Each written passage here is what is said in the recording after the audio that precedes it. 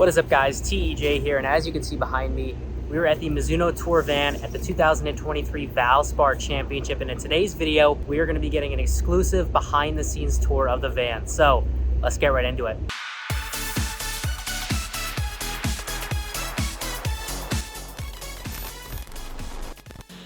All right, so to get into the van, all we're going to do is head up these steps. Got a couple nice tour bags out here. And then pull this door open. And what's going on? This is the man, Kyle, and he does kind of all the building out here, takes care of all the guys. So why don't you just kind of guide us through this thing, a little front area here. Yeah, so first they'd come back and talk to Cookie, and he'd give them the business. We got some other, I'm sure, cool cats back here as well. No, just spectators. It's a place to kind of chill. Got some clubs here. And then we'll move back to the workshop. And you come on back, we'll grab you a coffee. You gotta have a coffee pot, microwave, heat up your oatmeal in the morning, you know, whatever you need. Down here we've got different grips. You got, you know, a bunch of variety, mid-size. You got your 58 rounds, ribs, 60 rounds, some other stuff over here. And then like up here, you can see in there, you got, you know, some more specialty stuff that I want to keep for, you know, specific players. Make sure I got Keith has really special grips, right? Yep. His are actually over there. Okay. Yeah, he has the old green victory cord, 58 round. Got some other stuff up there. Just try and keep a little bit of everything. And then up here you got, you know, you got some towels, you got some weight kits, some old spec sheets. You gotta have, you know, your Band-Aids. Cookie, every time he touches a knife, he bleeds. You know, some more salt and pepper up there. You know, got some paint pens, got your badges for the wedges, your labeler, all kinds of other stuff, some paper, some other cutting stuff. Now, what's really unique about you guys with the wedges is you have a badge for each degree. Yeah. Like all the way, what, 45 through 62 or something like that? So it allows us to cut down on skews, like actual head molds that we have to make. But the badges allow us to kind of bend, and it adjusts the bounce along with the loft on the badge. You got like in here, you know, a bunch of other stuff. You got all kinds of different weights. You got your brushes, your hot melt plugs. You got, you know, different tips. Screwdrivers, tape. You know, it's got some stamps back here. You know, that's the most important stuff. Yeah. It's the 3mm heavy duty argons, top of the line. These are some, actually some special heavy heads we had made, 221 heavy heads for Jacob Bergeron, new guy we just signed on the Corn Ferry Tour. Great player. So these are a little bit heavier. Yep. Does he play heavier swing weight or? Yeah, he's a little short and a little bit heavier swing weight. So he just needed some heavier heads. Yep. So we got him lead taped up right now, but ideally we don't want to do lead tape. So you don't want to cover the Mizuno badging. Yeah, so we just, you know, took a month or so to get those specially made for us. There's the loft and lie. Loft and lie machine. This is integral part. You know, it's key. These guys can tell if we're a half degree off in lie angle or loft.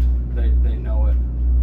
So very important. Check that. You guys at home, check it way more than you're doing now, especially if you're playing this. Well, these guys are probably doing it, what, once every 2 weeks, maybe? Depends on the player, but I always tell them definitely no more than 3-4 events. Yeah, and I think for most people at home, probably at least once every 3 months, once every 4 months. Yeah.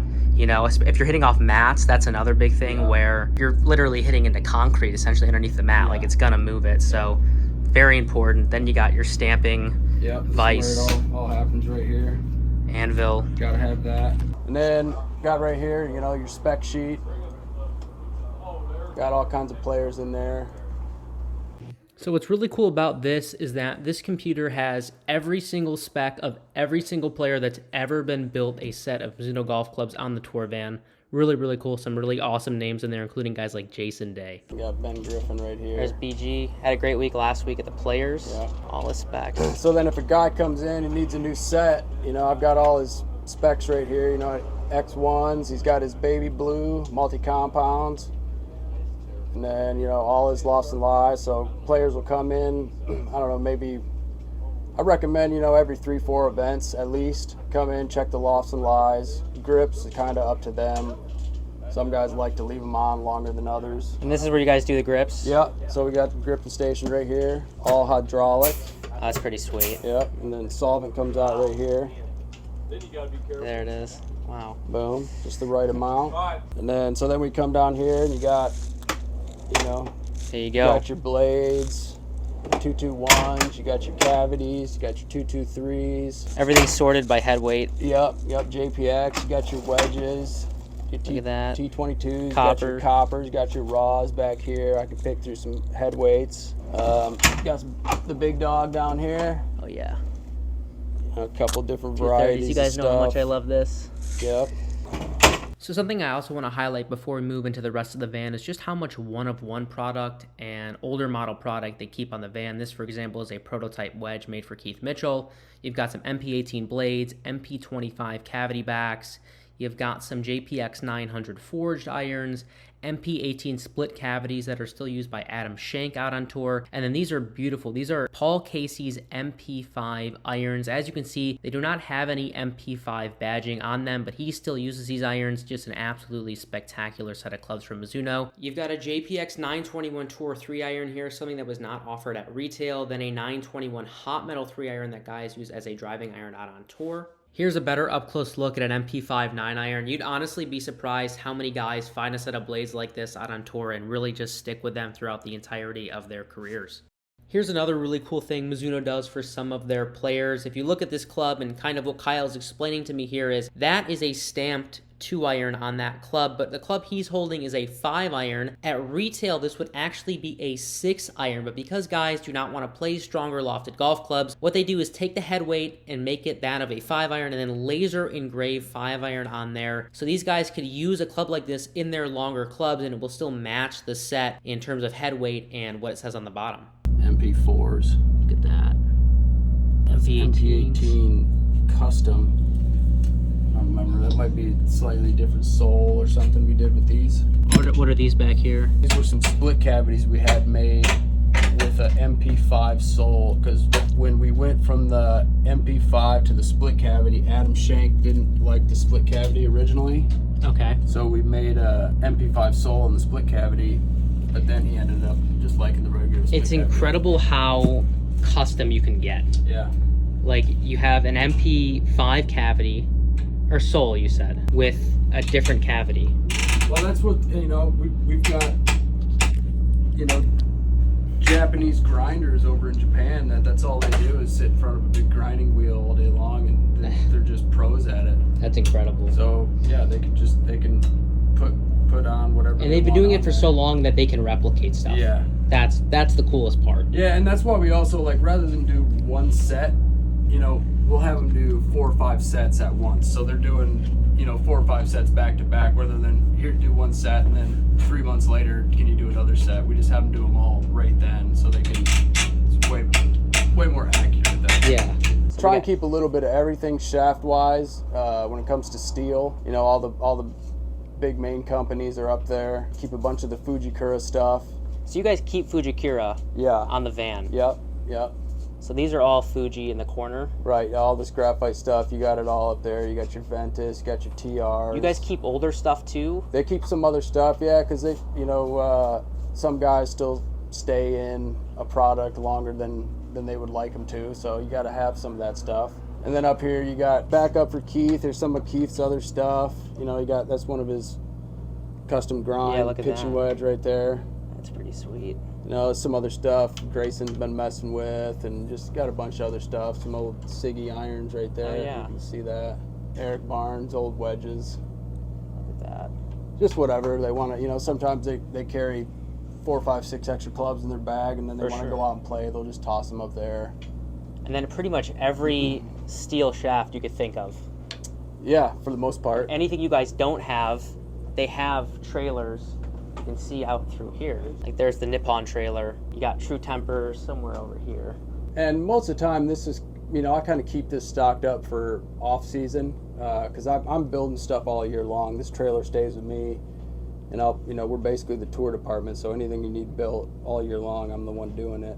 So when I'm out at an event, I'll just run over to whatever trailer I need and grab what I need, rather than take it from my stock. So you guys just built a set here. Yep. Yep, Showtime just put those together. This is my man Showtime from Japan, teaching him the ropes. This is Sho. Nice to meet you. Nice to meet you, Sho. So, epoxy. This right here is a set of 923 forged irons they were actually building up for Paul Azinger. Really, really cool set of clubs they were getting built with dynamic gold S400 Tour issues and Golf Pride Tour velvets. You got swing weight. You've got some solvent, I guess, for cleaning up acetone, shaft puller. Then you got a hot melt gun, right? Yep. Then this is for drilling out heads if you're trying to lighten head weight. Right. Gotcha. Yep. And then obviously pretty precise scale back there. Yep. Write out the head weights, swing weights that these guys want or need for their sets. And then this is a really cool set they're building for Keith Mitchell here.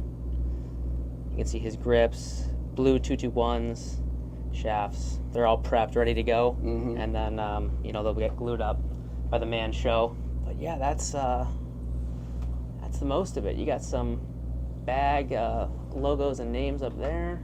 You got this is for loft and lie drivers. Yeah, so this is the green machine. This is basically the industry standard. All the R&D departments use, all the engineers use. It's just super precise. You find the center point of the driver, line it up, get your face angle square. Do you mind showing us one? Yeah. All right, so how we would do it, I'm just going to kind of run you through it. So you take this, line it up, find your center point. It's not perfect, but go with this. It'll work for now. Take this, put a little dot right there.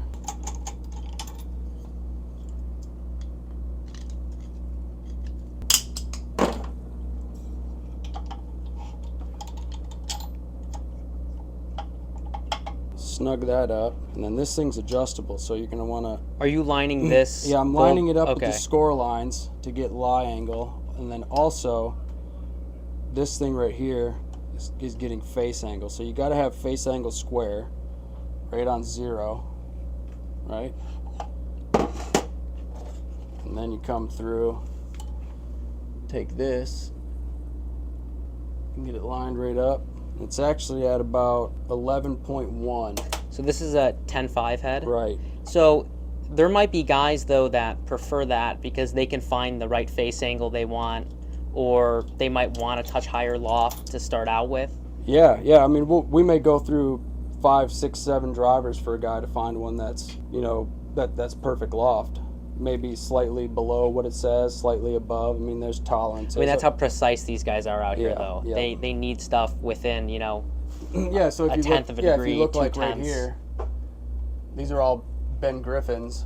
So these are all. So what's his gamer right now? This top one? I think gamer's probably going to be number 3 right here. So this is his gamer, and then these are all backups they've built. Or ones that we've tried all kinds of different weight locations in the back, different hot melt locations, just to get it perfectly dialed in to where it's launching, spinning correctly, turning over the way that he wants.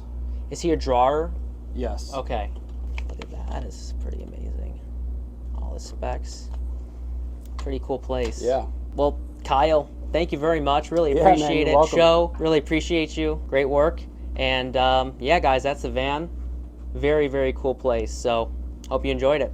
So there it is, guys. That was a pretty exclusive look at the Mizuno tour truck out of the PGA Tour, kind of how it looks as they service the guys week in and week out. I want to give a huge shout out to Mizuno themselves for allowing me the opportunity to shoot this for you guys. I want to give a huge shout out to Jeff at Mizuno for helping get this set up. Additionally, I want to give a huge shout out to Kyle Hammond at Hammond Builds on Instagram for showing me around the van and kind of giving us the tour of what goes on inside. He's an incredibly knowledgeable guy and just a true expert in terms of club building, so I really appreciate him taking the time out of his day to not just show us around the van, but also kind of show us some of the really in-depth ways that they go about building clubs for the best players in the world. Aside from all that, though, I am curious to hear your guys' thoughts on what your favorite part of the van was. Was there a specific product, piece of machinery, or equipment that you really enjoyed? If there was, be sure to comment it down below because I am curious to hear your thoughts. But yeah, that's a video. If you enjoyed it, be sure to give it a like. Like I said, comment down below. Make sure you subscribe to the YouTube channel. Go ahead and click that notification